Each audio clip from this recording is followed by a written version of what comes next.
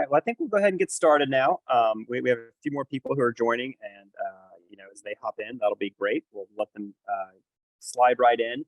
Appreciate everybody joining us today for a little bit of a makeup session. Apologize if you tried to join us last week. Zoom had a global outage, and unfortunately, I called the internet and asked them to fix it, and I just wasn't high on their list of things for the internet to fix that day. But that's okay. Ann and Jim graciously agreed to come back and let us run this one again for all the folks who are excited to learn a little bit more about insect proteins and sustainability, and how as a retailer you can leverage those two to drive some sales. Hopefully some truly incremental sales, and bring some new customers into your stores, as well as serve those customers who are probably already in your store and maybe just haven't been aware of this topic yet. So to that end, we do have Ann Carlson with us today. Ann is truly one of the leaders and pioneers in the insect protein space, especially driving approval in the dossier for that as a pet food protein. She's on the board of directors of the North American Coalition for Insect Agriculture. In 2019, was named one of the entrepreneurs of the year for her work with Jiminy's as a pet food brand. And before that has a long and very distinguished background in not only pet, but CPG as well, in the broader consumer marketing space. So we are super excited to have Ann with us today. And with that, I'll turn it over to you, Ann. Thanks, Sean. Hi, everyone. Thanks for joining us again today. Really excited to be here. This is a big subject with a lot to discuss, but and I'm going to get into some detail. But what we're going to do is we're going to leave some points during the presentation for questions. So please feel free to ask anything as we go. So let's start with sustainability. What does it really mean? Well, the most often quoted definition is simply meeting our needs today without compromising the ability of future generations to meet their own needs. It makes sense, right? So why does it matter? Well, we've got a growing population. We're going to go from 7 billion to over 9 billion people on the planet by 2050. And the experts are estimating that the demand for food will be 70% greater than what we have today. So a lot of changes are going to be needed in order to meet those needs. So how do our pets fit into this? Well, 30% of the environmental impact of meat consumption in the US is due to our dogs and cats. In fact, if the 163 million dogs and cats in the US were a separate country, they'd rank 5th in global meat consumption. It would be an all-pet country, and I would love to live there, please. But that much meat, especially from traditional animal agriculture, is problematic. And I'm talking about cows, chickens, pigs. It's responsible for 30% of global water consumption and 45% of global land consumption. So let's talk about insects as a food source. People have actually been eating insects for thousands of years. And today, over 2 billion people across the globe include insects as part of their normal diet. There's over 2,000 types of edible insects. I've only tried about 10. It's only really in Western cultures where it's considered unusual or new. If we look at our pets, both dogs and cats forage and hunt for insects in the wild.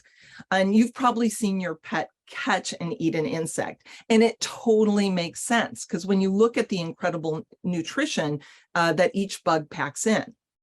But I'm getting ahead of myself with the nutrition. We'll get to that. So hold that thought.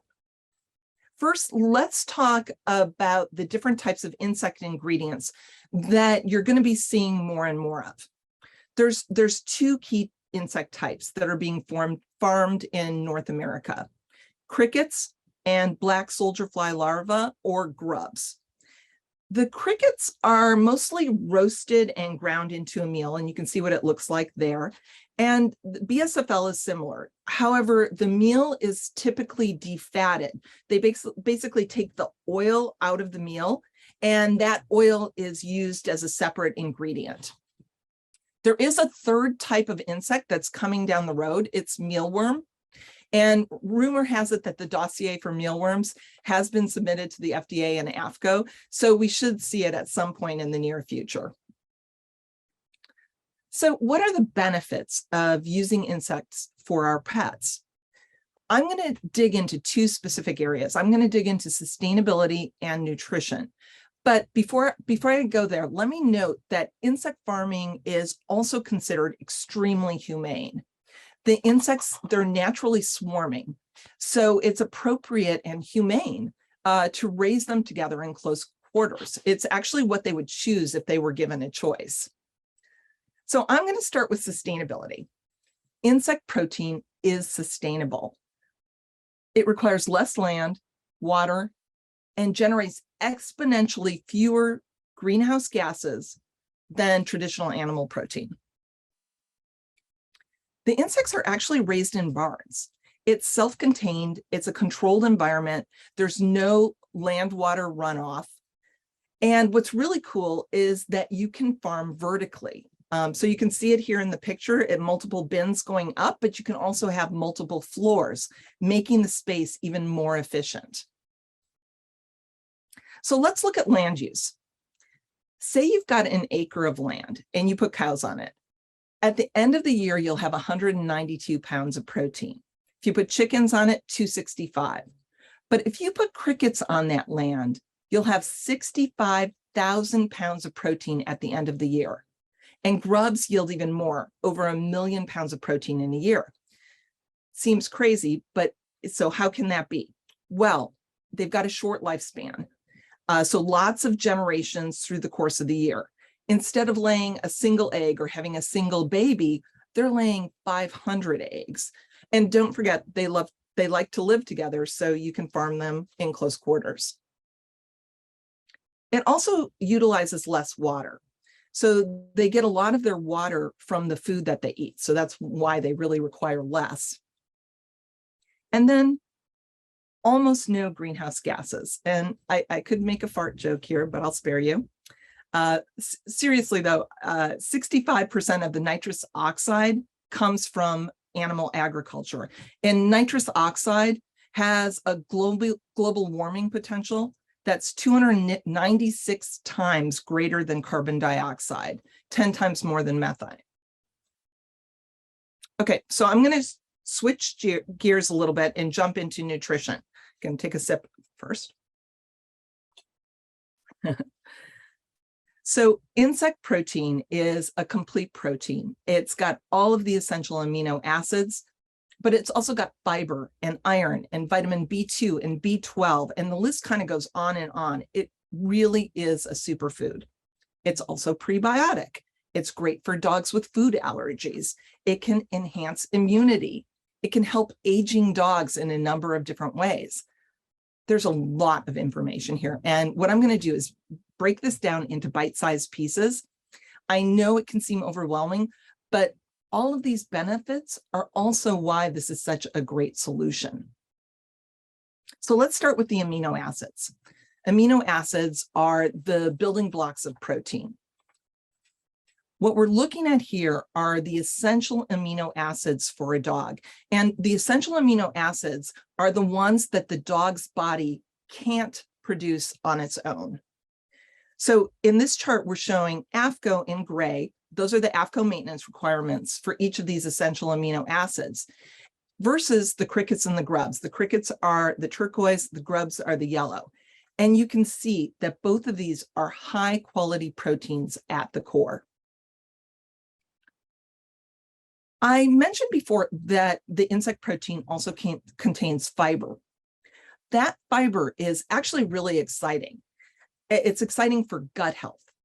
And we worked with a company called Animal Biome to measure the dog's response to the fiber. And what we found is that it feeds the good bacteria that's in the dog's gut. That means that it's prebiotic.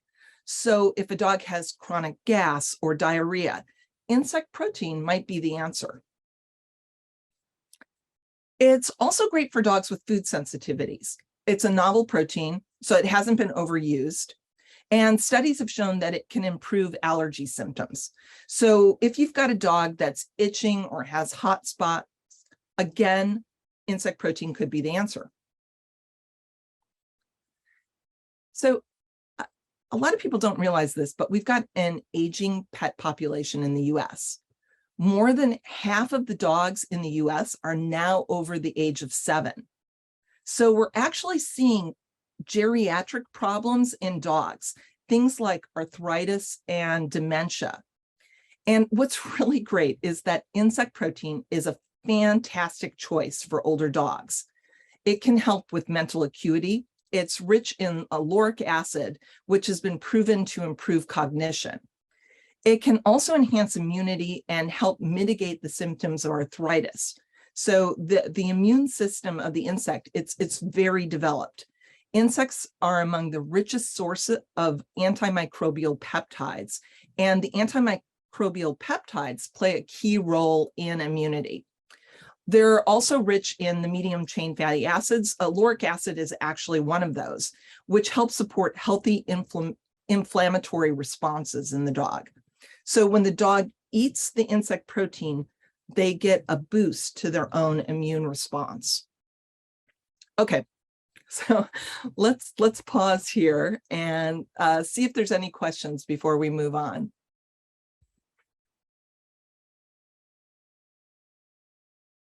A lot of information there to unpack in that a little bit, Anne, so appreciate it. So Yeah. some of the questions that have come up, if you could step back to, we talked about the farming and the amount of space. What does the supply of insect protein look like? Obviously, we can get a lot out of a small amount of space. But how much insect protein and farming is going on out there today? More and more. It's actually a booming industry. So we've got a number of very large suppliers that we're working with today. And some of them actually have just opened up their new facilities. And everybody that we work with is in North America, mostly US and Canada. But we have at least 3 suppliers for each of the different insect types that we work with. And we actually work with them to make sure that they are conforming to the standards that we set out. Because, when we make a product with it, it needs to adhere to guaranteed analysis. So we're very, very specific about that. And it's really exciting because the industry is evolving so rapidly. So when you talk about things like guaranteed analysis, are the insect proteins subject to some of the same regulations and oversight that we would see from traditional protein ingredients? Oh yeah, absolutely. Same kind of inspections, same kind of testing, all of those things. You can think of it as like a little tiny animal, because it is. Great. I know that's important, as several folks said, hey, how do I get over kind of the initial ick factor, right? And that, it's bugs, and understanding that, yeah, but like you said, it's a tiny animal and it's still subject to all the same oversights that any tiny animal input or large animal input is subject to. One more question that kind of came, and then we'll move forward a little bit through this. We talked a lot about how insect protein is beneficial to pets. Could I transition my pet entirely to insect protein, or do I need to think about this as a part-time additive? Oh, you absolutely can. And, if you look at our products, which I'll talk about in a little bit, complete and balanced. So when we're creating a diet, it is a diet that you can feed to your pet every day. But there's a lot of different ways to be able to start to bring this into the diet. I think a swap is great and it works terrific. My dogs have been on it for well over 3 years now, and they're thriving. You can use it as a topper. Rotational diet is really great as well. And because of that fiber, one of the things that we've seen is that the dogs don't have trouble switching onto the insect protein diet. A lot of times, it comes down in the back end as a problem. It doesn't seem to happen with the insect protein in the same way that it does for other protein sources. The other thing that we've seen is some people are thinking of it as like a meatless Monday. So similar to what they're doing for themselves, they're doing for their pet. Yeah, I love that idea of tying into some of those trends that we see in the human marketplace as we bring them to our pets, and that idea of just reducing the amount of meat consumption for a lot of reasons. And this is a great way to bring that to your pet. We did have one more question just come in that I think is relevant here before we move on. As we talk about the farming and the growth of these, especially in traditional human proteins, we see a lot like no antibiotics, no steroids, no. Are there any antibiotics or additives used on the insects during the farming? I'm not sure how you use antibiotics on them, but I'll leave that to you. No, there aren't. And I talked about the immune system of the insects being really advanced. And it's actually quite exciting. I think it's the area where we're seeing the most studies right now, because there's so much benefit there that gets transferred to the dog. It's super exciting. Yeah, that's super exciting. And I know pet immunity is a huge topic in the marketplace right now. So excited to hear more as you guys evolve and just our knowledge base evolves there. Yeah. Okay, with that, why don't we hop back into the presentation and keep moving? For the audience, as you have questions, pop them down in the QA there. We'll make sure to get to them. Or if you want to ask your question live, click the raise hand and we'll unmute you and you can talk right to Ann. Thanks. Okay, great. Well, we're going to shift gears now and talk a little bit about the opportunity for retail.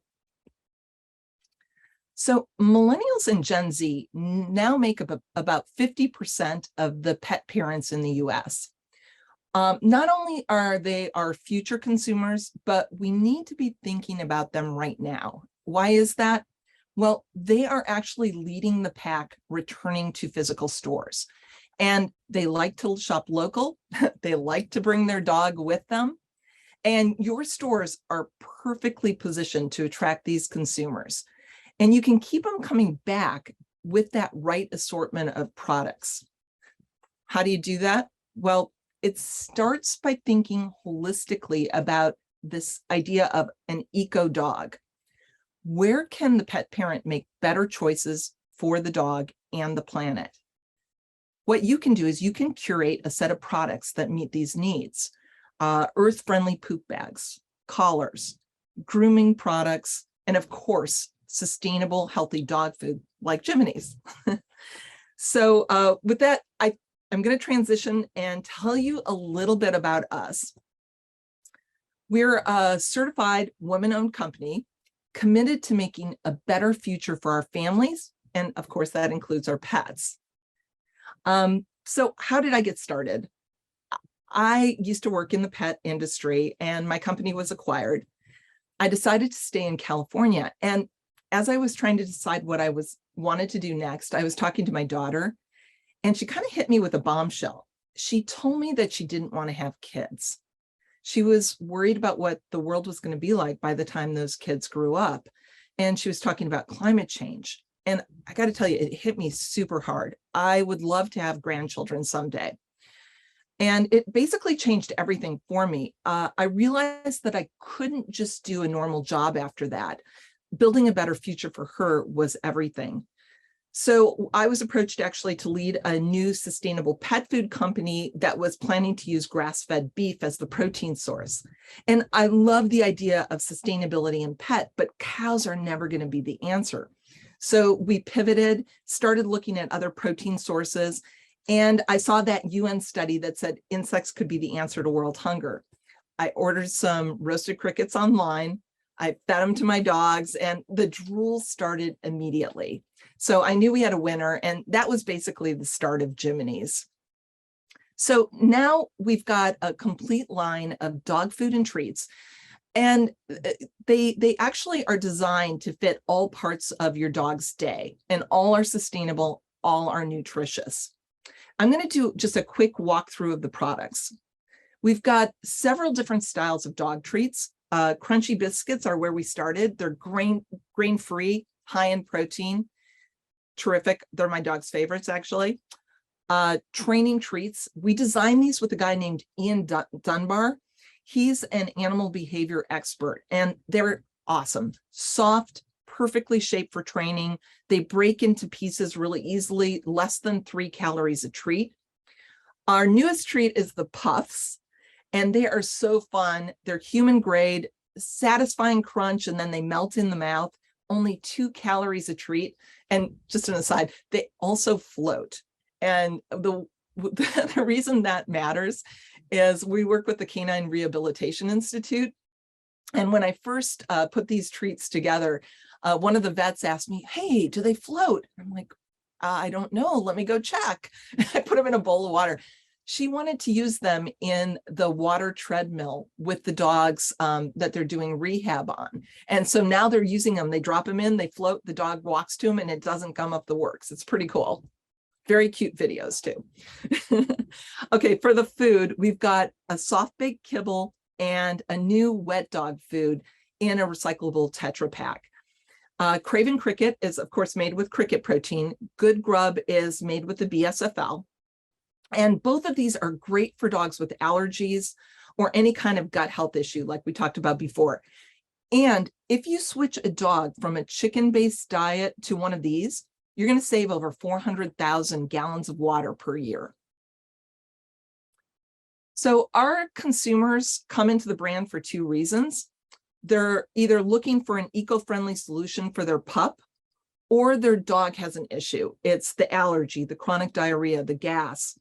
And this alternative protein is generating some super exciting success stories. And the consumers are just obsessed with the brand. A lot of them actually call it Cricket Crack. Their dogs go just nuts for it. So when you're talking with a consumer in your store, we've got some tools that can help you. They can be used with your team as well to educate yourselves on the brand. The bag itself has some great talking points. All you have to do is turn it over and you'll see a nutrition and sustainability comparison. We've also got things like shelf talkers, hats, t-shirts, all sorts of things that can help get the conversation going. So I'm going to stop right there because I think we've got an offer for you and maybe some more questions. Yeah, before we jump into the offer, a couple more questions that have come up. One, looking back to that Gen Z customer, the sustainable customer, there's some folks that walk into a store that, any storekeeper, you can look at and be like, you're my target. I'm taking you right to my sustainable section. But there's a lot of customers who walk in who don't know this is what they're looking for. As you've interacted with customers and you've seen this, what are some of those phrases or keywords that a retailer can listen for to be like, okay, this is a person who has a high likelihood to be interested in a sustainable, insect protein type product. So we kind of help them expand that opportunity. Well, if they're asking for any kind of other eco-friendly product, like the eco-friendly poop bags, or if they're asking for, do you have any like collars made out of hemp or bamboo, that would be a likely customer. The other is, it's all of those cues I said before.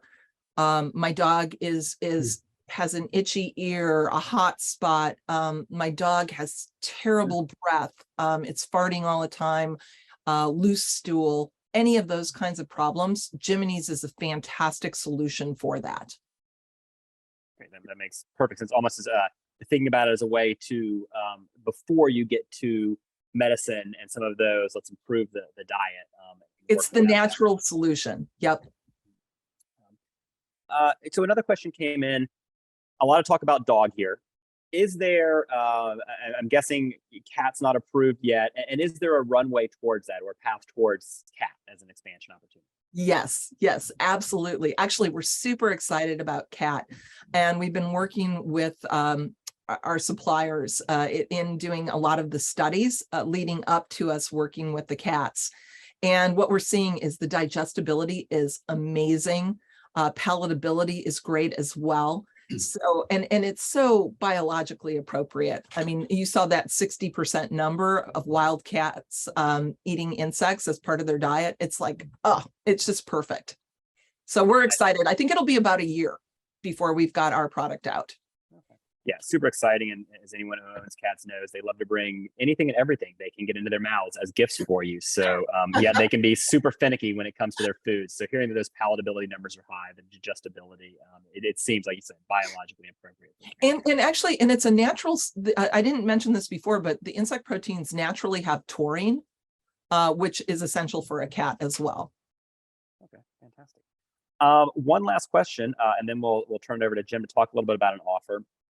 So one of the things we see a lot with differing proteins, and we see this claim made a lot in kind of the super premium space, is when we talk about density of the feed and how packed it is, indicating that a lot of your stuff says, hey, the levels are off the charts in terms of the amount of the amino acids we need and the quality of the protein.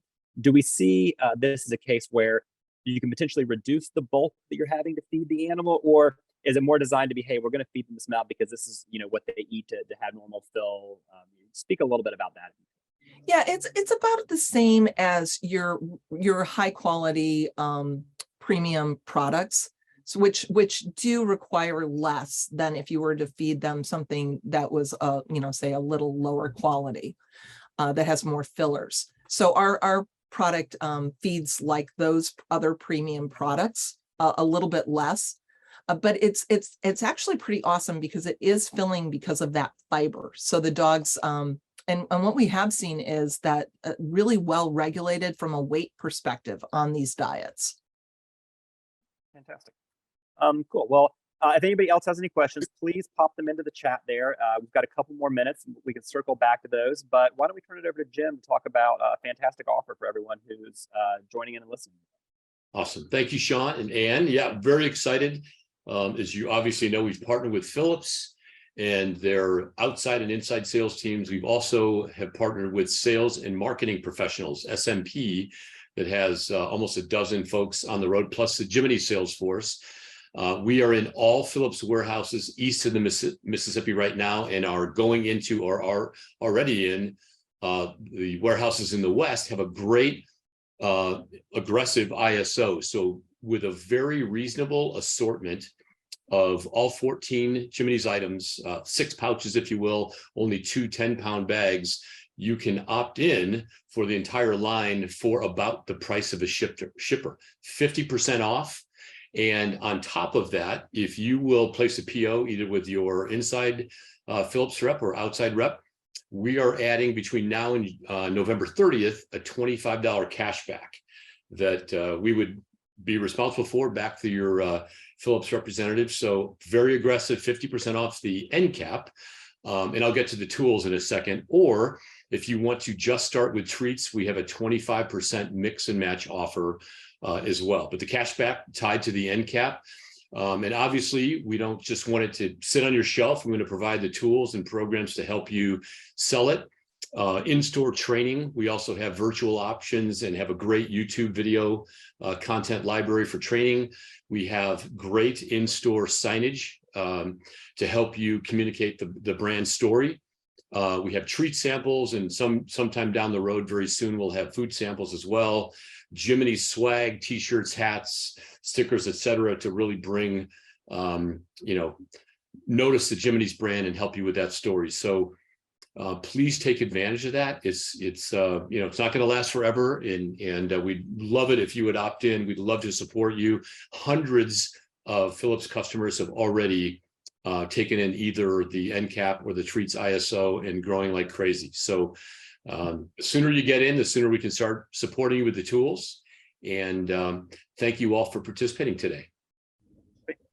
Appreciate it, Jim. Again, a fantastic offer there. Please take advantage of that. If you have any questions going forward, it doesn't look like we have any more from the group, but if you do, as always, feel free to reach out to your Phillips rep, or you see some great ways to interact with the Jiminy's team there. You can reach out to them directly. I know Jim and Ann are happy to hop on a phone and answer any of the questions you may have, or email, or however else you reach out to them. And with that said, appreciate your time today. Hope to hear from you soon and see you again soon, and we'll see you out there in the stores. Thanks, everybody. Thank you.